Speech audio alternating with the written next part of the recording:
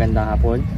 Ako po si Vincent Luis P. Pajardo, agriculture student, second year, and our subject is agriculture extension for project proposal. Yun nga po, tatanungin ko po kayo kung ano po yung produkto nyo po dito, ilang taon na po kayong nag-garden po or nagpa-farming, tapos ano po yung mga problema po yung dumarating sa inyo. Ako si Juliet Papa, dito sa sa Nagbayan. Ano bang barangay? Ano tong Pantositio Makupit, Nagbayan, Castelios. Ang kinitinda ko mga bougainvillea. Pero hindi lang siya ordinary na bougainvillea. Mga grafted bougainvillea. Nakikita naman, no, 'di ba? Mga bougainvillea siya na hybrid. Kung ilang taon na ako sa bougainvillea, simula nung nag-pandemic, di 4 na taon na. Tama ba? 4 na taon. 4 na taon na. Ang na-encounter ko na problema sa dito, unang-una, pagdating ng tag-ulan. Kasi hindi siya katulad ng ibang na halimbawa sa gulay at saka sa mga palay, iba naman yung problema nila. Dito naman kasi sa bougainvillea, pagdating kasi ng tag-ulan, ang bougainvillea kasi nawawalan sila ng dahon at saka bulaklak. Pagdating sa ganon, mahina ang benta pagka tag-ulan, na nalalaglag yung mga dahon at saka bulaklak nila. Tapos yung mga maliliit, nalulusaw sila yung mga ugat nalulusaw sa ulan. Kasi di ba ulan dito kung minsan inaabot ng 2 buwan na dire-diretso yung ulan. Yung mga maliliit na bougainvillea lang, ang mga ugat kasi nila maliliit pa, tapos medyo hindi pa masyadong tawag dito, pino pa siya kasi madali pa siyang mabulok sa tubig.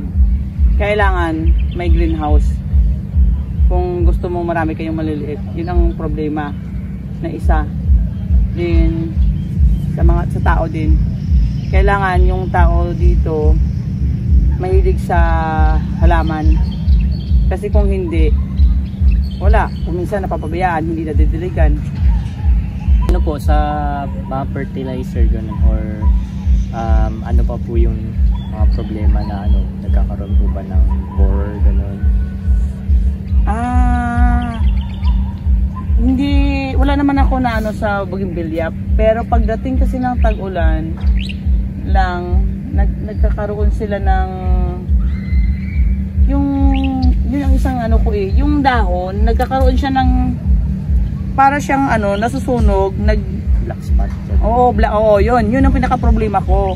Yun ang pinaka-problema ko talaga, na nagkakaroon ng ganun. Pag nagkakaroon kasi ng ganun, napapansin mo na huhulog na yung mga dahon. Pero pagdating yun ng tag-ulan. Pero sa mga ganito, wala ka ganong problema sa ganito tag-init, kasi yun ang gusto ng bougainvillea.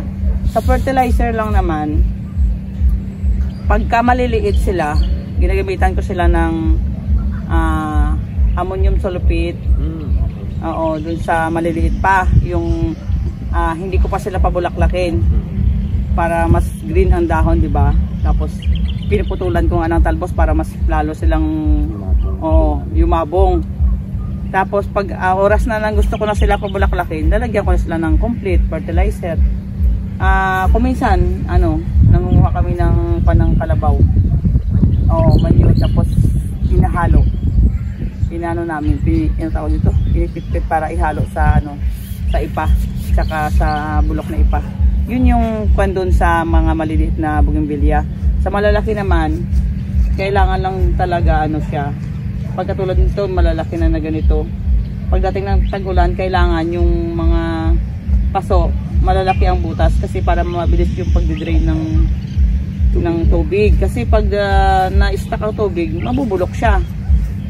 At kailangan hindi lang siya garden soil ang nilalagay ko. Siguro sa ibang lugar napapansin ko kasi hindi ganito sa atin na ang ulan inaabot ng 2 buwan na dire-diretso. Pwede na garden soil lang.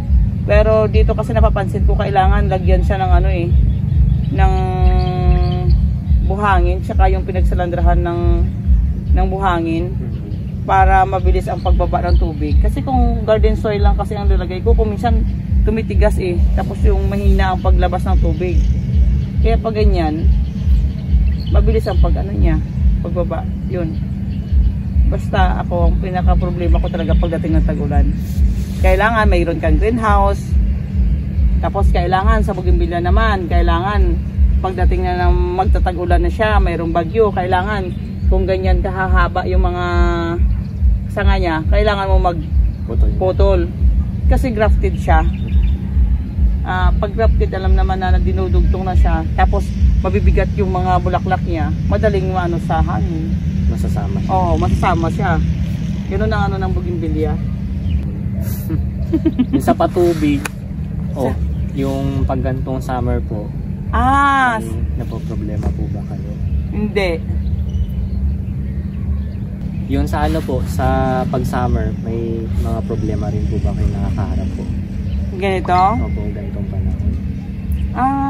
Ito kasi ang gusto ng bougainvillea Pagdating ng tag-init, yun ang gusto niya kasi ang unang source kasi ng bougainvillea talaga na marami siyang bulaklak. Init. Kailangan naiinitan siya ng 8 oras isang araw. Tama, 8 oras. Kasi kailangan niya ng simula umaga hanggang hapon na iinitan siya, mas madaming bulaklak. Wala ako ganong problema sa ganitong pagdating na tag-ulan yun. Siyempre nalalaglag yung mga dahon, bulaklak niya. Walang income yun. Pwera na lang kung mayroong greenhouse. Kasi kung may greenhouse, pwede ka magpapabulaklak. Kasi naka-greenhouse naman sila. Pero doon yun sa mga maliliit. Dito sa malalaki kasi wala pa akong greenhouse sa malalaki.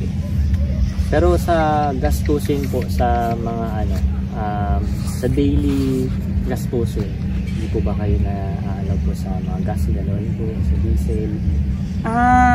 Sa ganito na tag-init, hindi rin naman kasi nga pag tag-init nga nakakabinta nga nasusuplayan ko yung pangangailangan talaga lahat. Pati ang sahod ng tao. Pagdating ng tag-ulan, kailangan mo mayroon kang ipon. Halimbawa, ang tag-ulan natin is 3 buwan or 2 buwan. Sa loob ng ganon, na wala kang income, kailangan mayroon kang ganito, tag-init. Kailangan mo na mag-save ka na ng pera na para sa tag-ulan na mayroon kang gastusin kasi siyempre may tao ka rin May tao rin ako. Kailangan ko yun. At bukod doon, siyempre may pumupunta ka rin dito. Siyempre yung gamit na gasolina, diesel dito sa bukid. Lahat. Kailangan mayroon na ipon na pera para doon. Para pagdating ng October, marami akong, kasi pagdating ng tag-ulan kasi ang ginagawa namin, nagpupunla naglalagay kami sa ICU kami or nag-grab kami kasi pagdating ng October, November, December marami kaming ilalabas. Yun yung parang peak season na maraming benta. October, November, December, yun na yung hanggang may pahabol na rin na makakabenta po kayo. Ganun yun ang talaga dito sa bougainvillea kasi ulan ang kalaban. Pag ulan Tapos kailangan dito sa ito hindi siya malalagyan ng tubig. Hindi maabot ng tubig. Siguro kung maabot pero wag naman yung may stock talagang tubig para hindi mabubulok yung mga ugat niya. Kasi doon yung akala mo buhay pa siya. Yung pala bulok na sa baba. Bulok na sa baba. Sa ilalim. Yun pag tag-ulan yun ang pinaka-problema Akala mo buhay pa siya. Yung pala bulok na yung ilalim. Kahit yung mga malalaki po. Natakay lang. Oo, kasi kailangan nga madadali siyang madidrain. Halimbawa, ulan ng ulan. Kailangan dire-diretso din yung tubig sa baba. Pero yun naman ang isang pagdating ng tag-init. Katulad ngayon, di ba, tag-init. Pag dilig mo dyan, baba sa ilalim. Kaya kailangan, ang dilig namin dito every other day. Dilig kami ngayon, bukas hindi, sunod na araw, dilig kami. Kasi nga, mabilis magbaba ang tubig. kailangan lang din talaga mayroon kang source ng tubig pagdating ng ganito. Kasi ang ano ko naman diyan, habol ko naman sa malalaki kasi pagdating ng tag-ulan naman na kailangan makababa agad ang tubig para hindi mabubulok ang bougainvillea. Lalo na sa mga hybrid kasi hindi ang ordinary kasi na bougainvillea okay lang eh. Pero sa mga hybrid kasi mayroong mga masasilan. Kaya kailangan nadidrain agad yung tubig. Halos yun na po yung lahat ng problema niyo po eh. Oo. Ano problema? Wala naman din dyan. Wala namang peste kasi. Oo, walang peste. Oo. Pagdating lang talaga. Yung sinasabi ko sa'yo na black spot. Ano ba yung tawag doon? Black? Parang ano po yun. Black spot.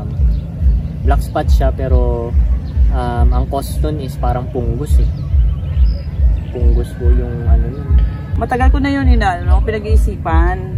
Kasi nagkakaroon lang talaga ng ganyan. Pagdating ng, alam mo yung umulan, uminit, tapos diretso ang ulan. Nagkakaroon ng ganun. Tapos pag nakita mo meron siya sa isang puno na yan, ang ginagawa ko na nga pinatanggal ko na lahat yan para maiwasan sa iba. Minsan nakita ko, pati yung iba mayroon. Siyempre, imbis na mabibenta mo siya, hindi mo siya mabibenta kasi pangit ang tsura ng dahon. Marireject para siya, hindi ano, sa ibang magagandahan, oo.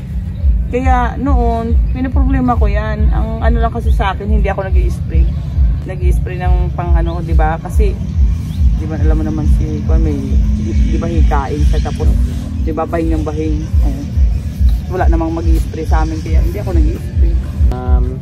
Dahil yung nakaka-survive yung fungi sa init at lamig, dahil nga minsan yung katawan niya may kumbaga sa loob buhay, tapos minsan di ba po yung balat niya parang kala niyo po nag-rot o ano na, or nagmo-moist, or tawag dito po parang naglulumot. Mahilig rin po ang fungi doon, kaya oo, tsaka pagdating ng tag-ulan hindi ako nagpo-fertilize, sayang lang. Na wala lang, dala lang ng tubig bababa. Hindi ako naglalagay ng kuan. Pagdating na ng ng mga ang ulan ipakuan na, yun saka ako maglalagay ng fertilizer. Sayang lang kasi sabi ko pag ganun. Thank you po sa sa binigay niyo pong oras at sa pag-interview po. Okay lang. At least lahat may matutunan, di ba? Tama, okay po. Nakuha ko rin po yung problema nyo na yun nga po, yung sa dahon. Maaaring magamit po yung project proposal. Kasi yung kay Tito, fruit, naman? Vegetable. Sa Fruit fly. At saka aphids, palaban. Yung problema niya. Pag tag-ulan naman po rin ganun. Aphids, tas yung ampalaya niya po, fruit fly, tas pag binuksan, may mga tao. Oo, may ba na sa loob? Opo. Oo. Okay.